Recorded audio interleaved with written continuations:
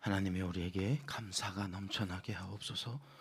찬송가 341장으로 하나님께 찬송 올려드립니다.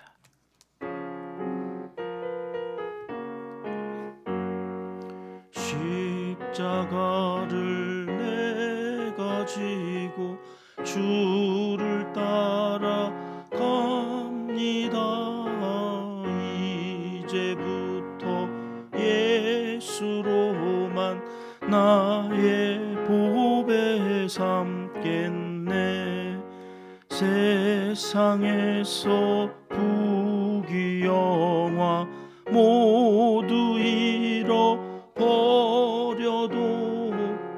주의 평안 내가 받고 영생 복을 받겠네.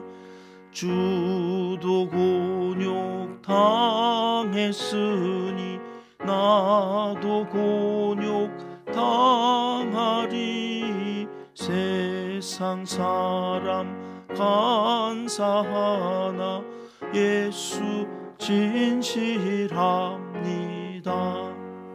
예수 나를 사랑하사 빛난 얼굴 보이면 원수들이 미워해도 염려할 것 없겠네. 내가 핍박 당할 때에 주의 품에 안기고 세상 고초 당할수록 많은 위로 받겠네. 주가 주신 기쁨 외에 기뻐할 것 무엇냐. 주가 나를 사랑하니 기뻐할 것뿐일세. 아멘.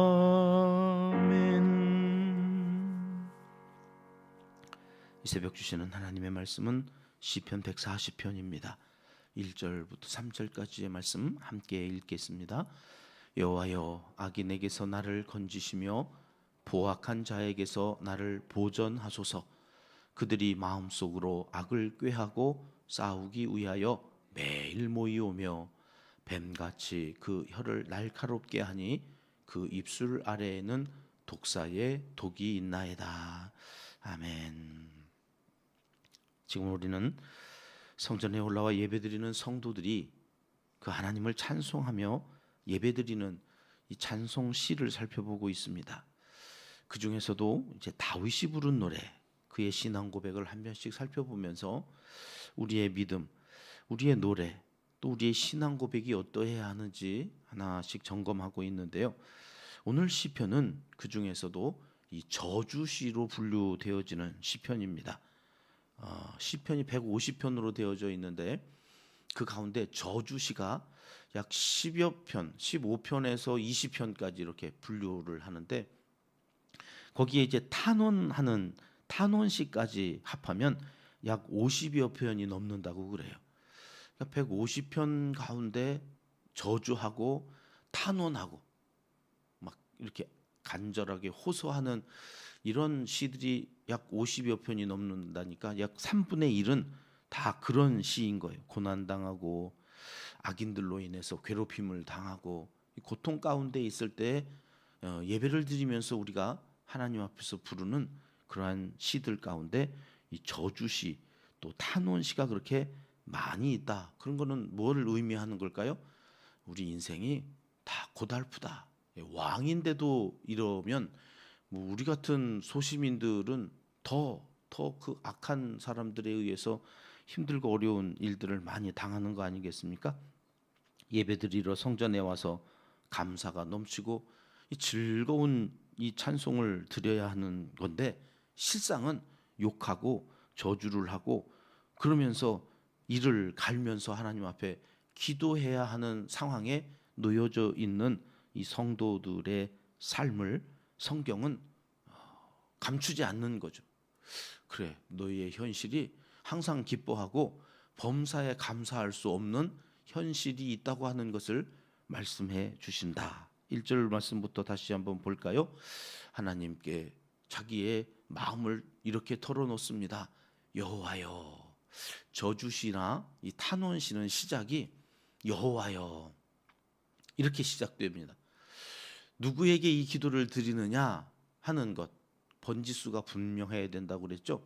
하나님의 이름을 정확하게 부르는 게 중요한데 여호와여, 이 능력을 가지신 엘샤다이나 또는 엘로힘 이렇게 부르지 않고 저주시와 탄원시의 특징은 여호와여, 관계적 이름이라고 그랬죠.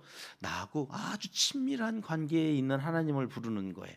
나의 이 사정, 나의 이 억울함, 나의 이 고통을 누구에게, 전능자에게 얘기하고 싶지 않은 거예요. 힘 있는 그 어떤 능력 있는 사람에게 능력 있는 존재를 통하여서 이 문제 해결하려고 하는 게 아니라 지금 마음을 털어놓는 거니까 그 마음의 이 친밀한 관계, 우리도 그렇잖아요. 힘 있는 사람한테 찾아간들 그 사람이 뭐 나를 만나주기나 하겠어요? 청와대 앞에서 다 막힐 거려 아마. 못 들어가 안 만나죠. 약속하고 오셨습니까? 이러면서 그러니 얼마나 답답해요. 전능자가 중요한 게 아니에요. 지금 나하고 내 마음을 만져주고 내 이야기를 들어주고 친밀한 사람, 그러니까 여호와여 이렇게 부르고 나아가는 거예요. 뭐라고 그래요? 나를 건져달라고, 나를 좀 보존해달라고. 나를 건지고 보존하다라고 하는 히브리어 우리 알고 있죠. 기억해달라고요. 자카르, 나를 기억하사 나를 구원하여 주시고 나를 보존하여 주시옵소서. 여기 보존이라고 하는 말이 나왔죠. 자카르, 내가 잊혀진 것 같은 거예요. 내가 왜 이런 억울한 일을 당해야 돼요? 하나님, 내가 이거 한다고 그랬어요? 하나님이 가라고 그랬잖아요. 이게 모세의 기도였잖아요. 에? 내가 언제 이스라엘 구원하겠다고 그랬냐고요? 하나님이 가라고 그랬잖아요. 하나님이 가라고 그래서 갔는데 왜 내가 이런 꼴을 당해야 됩니까? 막 바로가 비웃고 심지어는 이스라엘 백성들까지 비웃어요. 네가 뭔데 우리를 구원해? 뭐 이런 거죠. 안 들어, 처먹어, 안 들어. 도대체 내가 간다고 그랬습니까? 이러면서 막 하나님께 이제 막 하소연을 하는 모세의 마음이 오늘 이 다윗의 마음인 거예요. 또 아니, 하나님, 이 악인들은, 이 포악한 자들은 왜 없어지지도 않습니까? 사라지지도 않습니까? 하나님, 나를 이 악한 자들에게서 건져 주십시오. 제발 이 포악한 자들에게서 나를 좀 지켜 주십시오. 그러고 있는 거죠. 여러분, 예수 믿는 우리는 저주하면서 기도를 해도 되는 겁니까? 안 되는 겁니까? 저주 하면 안 돼요? 시편에 나오는데 하나님 앞에서 저주하는 저주시가 여러분 15편에서 20편 정도가 된다니까요. 세상 살아가는 동안 여러분 우리가 악인을 만나잖아요. 안 만났으면 좋겠는데 악인들이 없는 곳이 없어요. 안 만날 수가 없는 거예요. 여기 악인들이란 누구를 가리키는 걸까요? 우리가 매일 한 장씩 지금 창세기서부터 이사야서까지 읽어왔는데 이제 이사야서를 끝내고 예레미야로 들어가기 전 잠시 시편에 머물면서 하나님을 찬양하고 감사하면서 매일 하루를 지나가고 있습니다만은 여러분 이사야서 마지막에 우리가 정리했던 이사야서의 주제가 뭐였어요? 하나님을 의지하라. 하나님을 의지해라. 그러니까 의인이 누구냐? 하나님을 의지하는 사람. 그 대표적인 왕이 누구였어요? 히스기야. 하나님을 의지하지 않는 왕도 있었어요? 악인이죠. 대표적인 왕이 누구예요? 아하스. 아하스하고 히스기야 사이에 하나님의 말씀이 들어온 샌드위치, 햄버거 같은 그런 구조로 이사야가 되어져 있습니다. 우리 그러고 살펴왔잖아요. 의인이 누구냐, 악인이 누구냐? 우리가 생각하는 의인과 악인이 아니라 여기 시편에서도 의인과 악인은 하나님을 의지하는 사람이 있고 하나님을 의지하지 않는 사람들이 있어요. 하나님을 의지하는 사람들은 세상을 살면서 이 하나님을 의지하지 않는 사람들에 의하여 괴롭힘을 당하는 거예요. 억울한 일을 당하게 되어져 있다는 거예요. 그때 여러분 저주하고 싶은 마음이 누구라도 있을 때 저주하라는 거예요? 하지 말라는 거예요? 에? 시편에 저주시가 있다니까요. 그러니까 하라는 거예요, 하지 말라는 거예요? 얘들 말씀을 못 하실까요? 하면 큰일 날 것 같은 거야. 원수도 사랑하라고 그러셨어.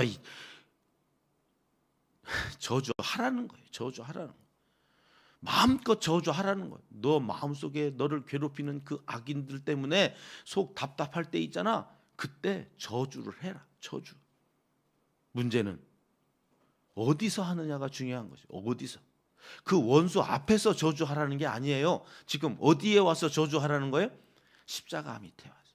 하나님 앞에 와서. 교단마다, 이 목회자마다 영혼 구원을 우선하고 더 중요하게 생각하고 목회를 하고 또 교단의 정책을 세우고 나아가는 그런 교단이 있어요. 개인의 영혼 구원이 중요하다. 또 어떤 교단, 어떤 목사님들은 사회 구원, 정의와 공의를 실현해내는 것이 더 중요하고 더 우선한다고 여기고 그쪽에서 목회 철학과 또 교단의 정책을 세우고 나아가는. 그런데 여러분, 그 두 가지는 다 중요해요. 다. 그 두 가지 중에 뭐 어떤 것이 조금 더 중요하고 덜 중요하게 여겨서 비중을 조금 다르게 할 뿐이지, 이 두 가지는 성경이 다 추구하는, 성도라면 다 힘써야 하는 일이에요. 마치 개인 영혼의 구원을 중요하고 사회 구원은 중요하지 않다? 이건 이단이에요. 성경은 이 두 가지를 다 함께 추구해 나가야 돼요. 내가 구원받았으니 이제 끝. 이건 구원파죠. 어떻게 살든지 상관없어. 아니, 그렇지 않아요.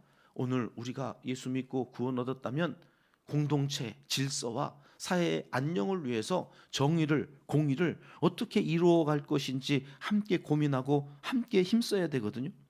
오늘 보시는 시 140편의 경우는 한 개인을 괴롭히는 악인들에 대한 저주의 시기도 하지만 왕인 다윗에게 무슨 개인적인 그렇게 자기를 괴롭히는 존재가 있겠어요? 그럼 역적이니까 3대를 씨를 말려버리면 되잖아요.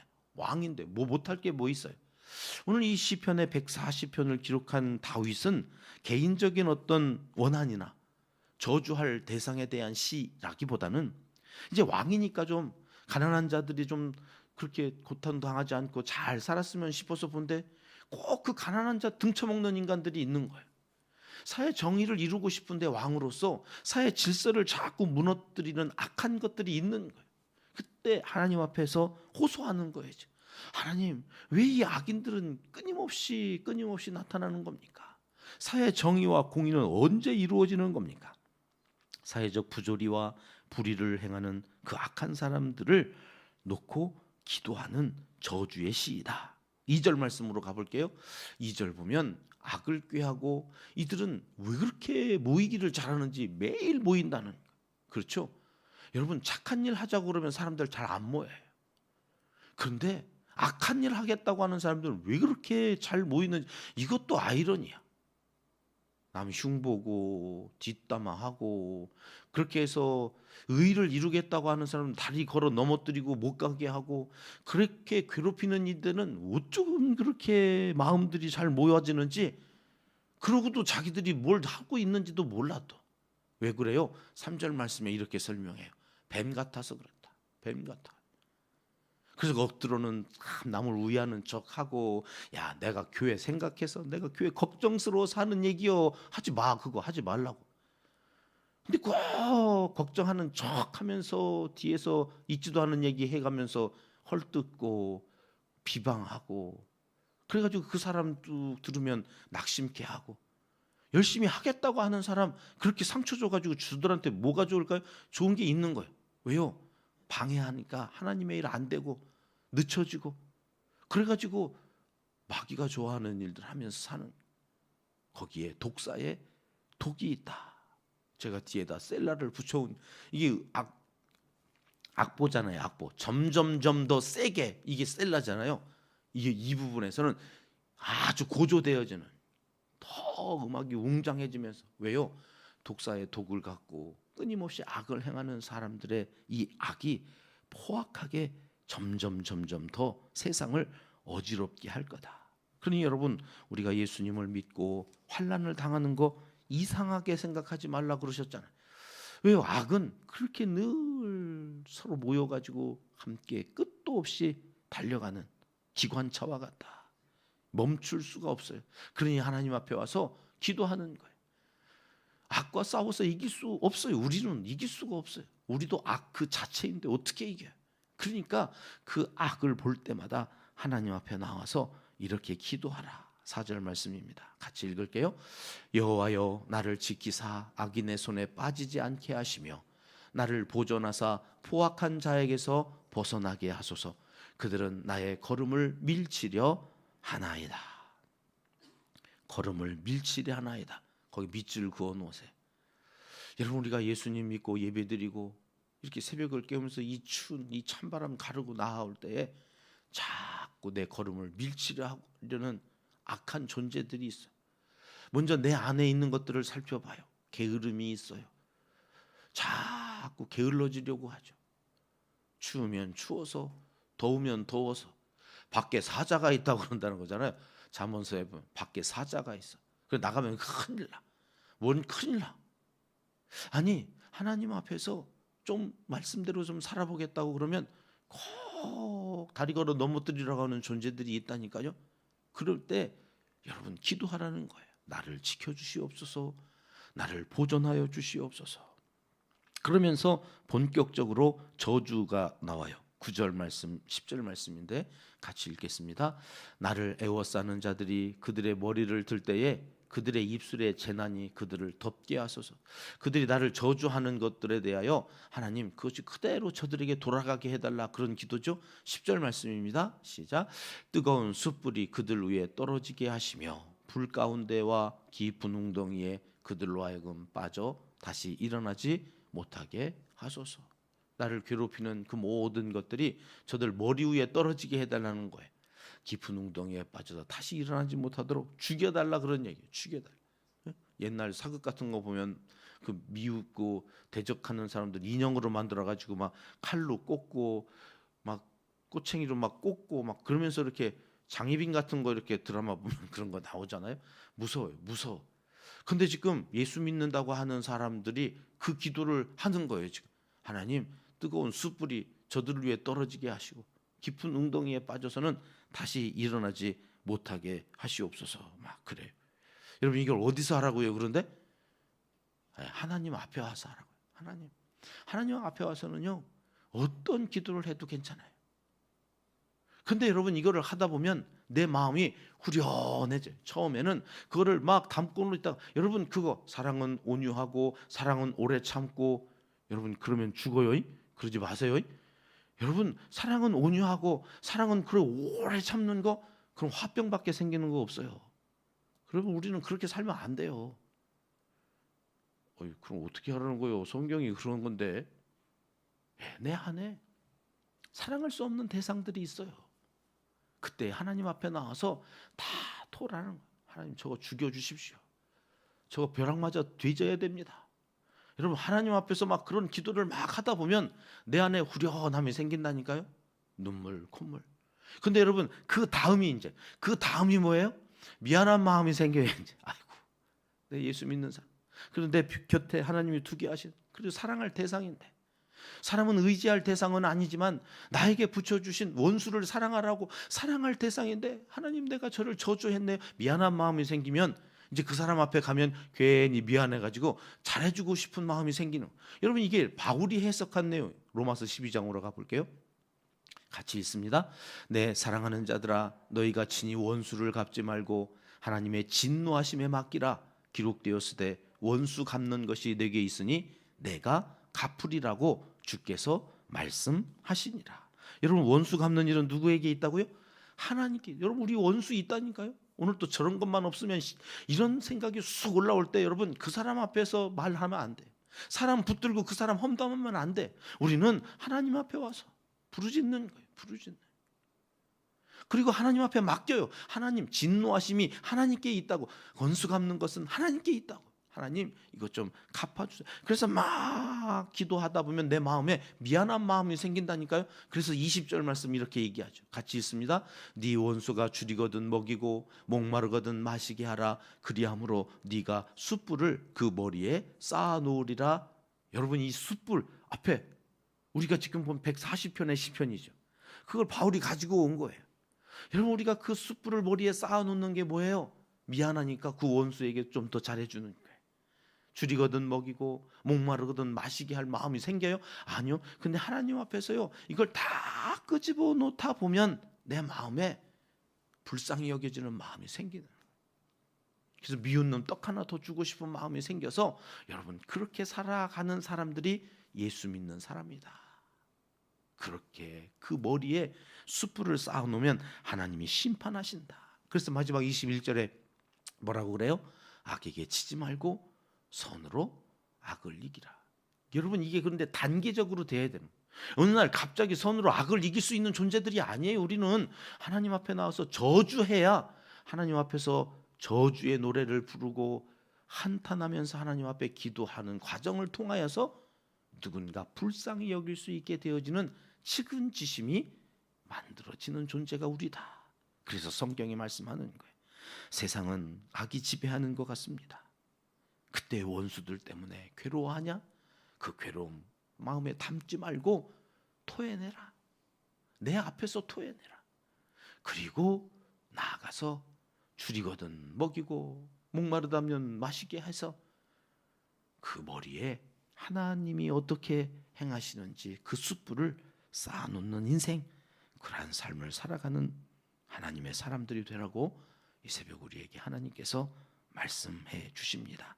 이 지혜, 이 능력, 이 믿음을 갖고 살게 해달라고 오늘 또 기도하고 나아가셔서 선으로 악을 이기시는 믿음의 사람들 되시기를 하나님은 이 새벽 간절히 원하시고 계십니다. 기도하겠습니다. 하나님 아버지, 악인들로 인해 속이 답답하고 죽을 것처럼 숨이 쉬어지지 않을 때가 있습니다. 그때에도 기도하게 하셔서 원수 갚는 일을 하나님께 맡기는 믿음의 사람들이 다 되게 하여 주시옵소서. 눈물로 아릴 때 눈물 닦아주시고 지켜주시며 보존하여 주시옵소서. 이제 못다한 기도를 주님 가르쳐 주신 기도로 아뢰오니 하늘에 계신 우리 아버지, 아버지의 이름을 거룩하게 하시며 아버지의 나라가 오게 하시며 아버지의 뜻이 하늘에서와 같이 땅에서도 이루어지게 하소서. 오늘 우리에게 일용할 양식을 주시고 우리가 우리에게 잘못한 사람을 용서하여 준 것 같이 우리 죄를 용서하여 주시고 우리를 시험에 빠지지 않게 하시고 악에서 구하소서. 나라와 권능과 영광이 영원히 아버지의 것입니다. 아멘. 합심해서 기도합니다. 시커멓게 타들어가는 속 주님 앞에 다 내려놓는 기도로 하나님 우리의 마음을 만져주시기를 먼저 기도하고 하루를 시작합니다. 우리 교회 네 번째 비전입니다. 이웃과 열방을 살리는 생명 공동체가 되게 하소서. 여러분, 우리는 살리는 자리에 있어야 됩니다. 절대로 자꾸 내려가고 너무 죽이겠다고 하는 사람 하나님이 복 주실 수가 없어요. 여러분, 살리는 말 합시다. 제발 살리는 말 하며 사시도록 하나님 우리 온 교회 성도들 축복하는 자리, 그 말하면서 사는 사람들로 믿음이 자라고 성숙하게 감사가 넘쳐나는 올 한 해 믿음의 삶 살아갈 수 있기 위해서 간절히 기도해 주십시오. 교회 인근 불우이웃들을 구제하는 사역을 위해서 늘 힘쓰고 있습니다. 이 사역을 감당할 수 있도록 성도들의 일터와 생업을 지켜주시기도 기도하고요. 충분히 좋은 엄마 사역을 위시한 가정 사역을 위해서 기도합니다. 지난 주일에도 애기 엄마가 어떻게 알고 이렇게 상가교회 오시는지 잘 모르겠어요. 애기 엄마가 오셔서 함께 아이들과 예배를 드리는데 충분히 좋은 엄마들 살리는 이 일들 우리 감당할 수 있게 잘 준비하기를 기도합니다. 샘복지재단, 옥수재단, 모퉁이돌 선교회, 북한 선교하는 선교단체들입니다. 위에서 기도해 주시고 베이비박스, 주사랑 공동체, 버려지는 아이들을 지켜가겠다고 힘쓰는 공동체인데요. 이 단체를 위해서도 함께 기도하겠습니다. 환우들을 위해서 끊임없이 기도합니다. 건강을 회복시켜 주시옵소서. 함께 기도하겠습니다.